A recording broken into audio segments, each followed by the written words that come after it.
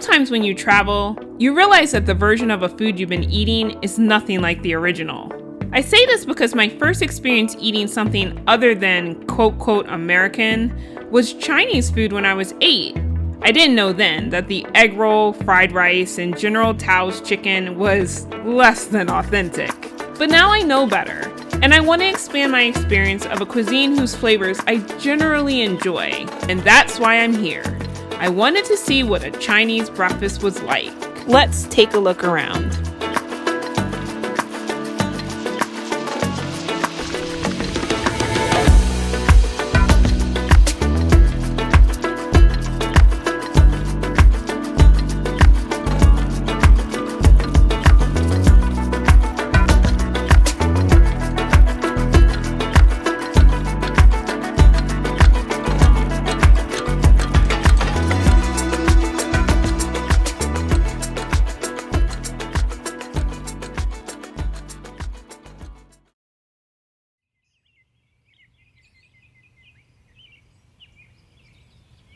Now, Kopi Niman sells lots of different dishes, but they do have a very pork-heavy menu, so I wanted to try this mixed bread set served with custard in a metal kit. I love how it's presented. It reminds me of those containers you use when you're camping. Now, I'm not sure how Chinese this dish is, or if it's been heavily influenced from other cuisines, but I can tell you, I haven't seen this on any other menu here in Thailand.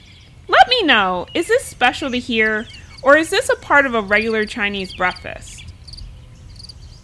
Now it comes with both toasted buttered bread and an untoasted version.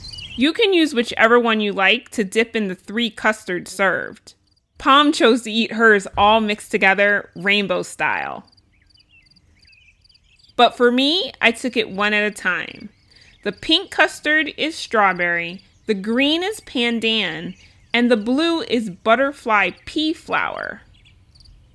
Now, all of those flavors might not sound familiar, but they were very nice with the buttered bread especially. The custard is smooth and sweet. So as you can guess, strawberry was my favorite.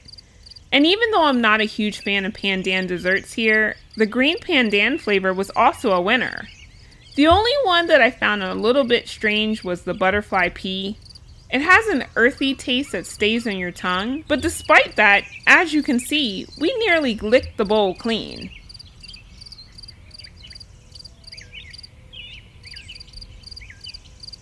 The next dish we tried should have been one of my favorites because I love ginger. Like its name, it's a cold ginger soup with glutinous rice balls, which are basically the texture of mochi. The soup is spicy and packed with lots of ginger flavor, and the broth is like sweet and a little bit syrupy. I have to say, the ginger was really strong, so after the first bite, I felt like any congestion I might have had was instantly cleared up. Inside each rice ball was black sesame paste, and that's where the dish took a turn for me. I liked the cold broth, but the sesame flavored rice balls weren't for me. I wonder if these balls are always served with the same filling.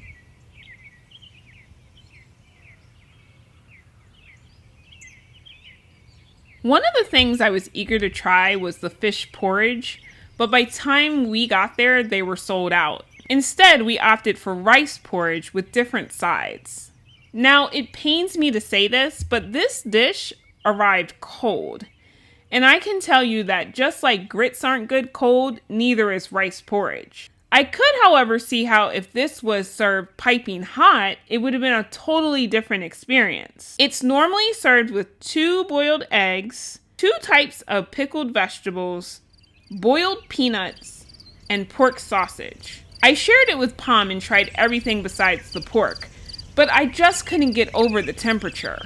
So that was my Chinese breakfast experience. Would I come back? Sure! Despite the cold porridge, the toasted bread and custard was well worth the trip.